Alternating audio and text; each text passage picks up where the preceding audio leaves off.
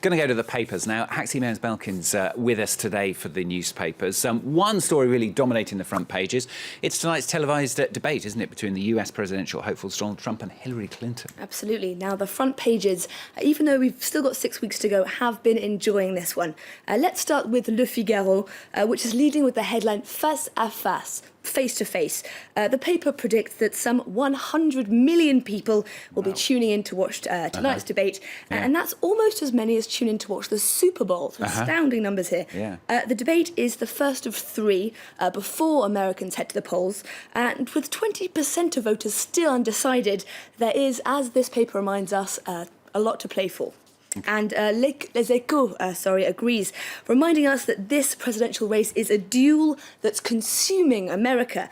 Trump, this paper tells us, is gradually closing in on Clinton in the polls. Yeah, we'll have the results of it, of course, this time tomorrow on the programme. One editorial that sees this election really as a choice between continuity and the unknown. Yes, a Catholic paper, La Croix, reminds us that, as I said, with only 6 weeks to go, what's really surprising is that voters still seem so unsure. This in a race where the candidates could hardly be more different. Of course, Clinton's been in politics for 40 years and has the almost unanimous support of the international and national diplomatic community.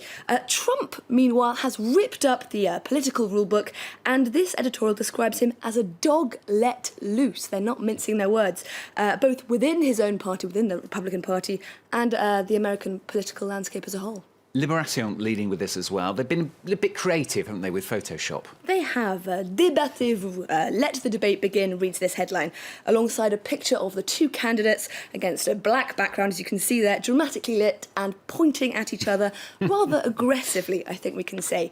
The paper goes on to argue that the debate is set to be particularly dangerous for Clinton, given, that is, the unpredictability of her opponent. This should be her time to shine, argues the paper.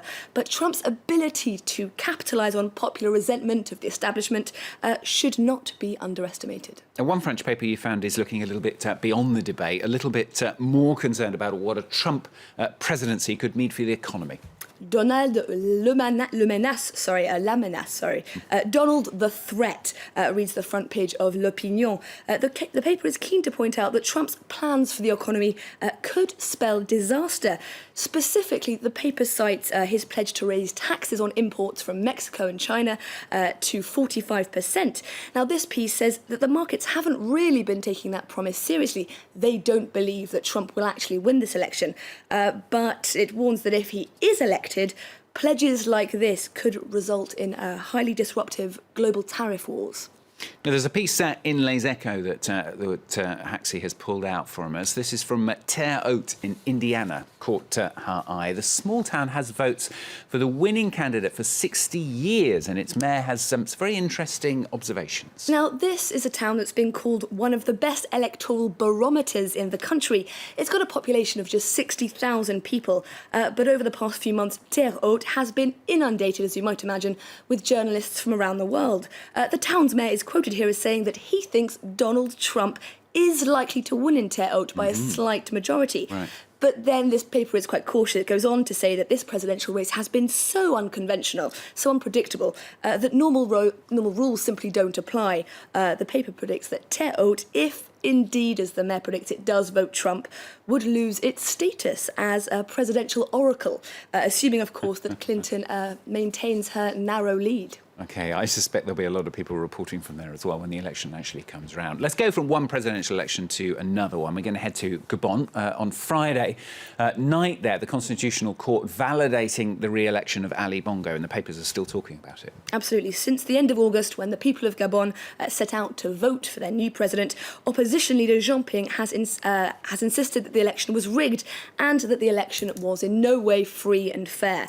No surprise then that Le Figaro is announcing that the fight goes on.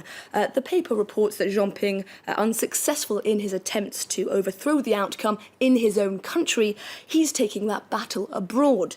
L'Opinion is reporting that Jean Ping is looking to the International Criminal Court and a French civil court for justice in the wake of alleged state-sanctioned repression of opposition figures and civilians in the country. Hundreds were killed, as of course you remember, in Libreville in the violence that followed Ali Bongo's victory.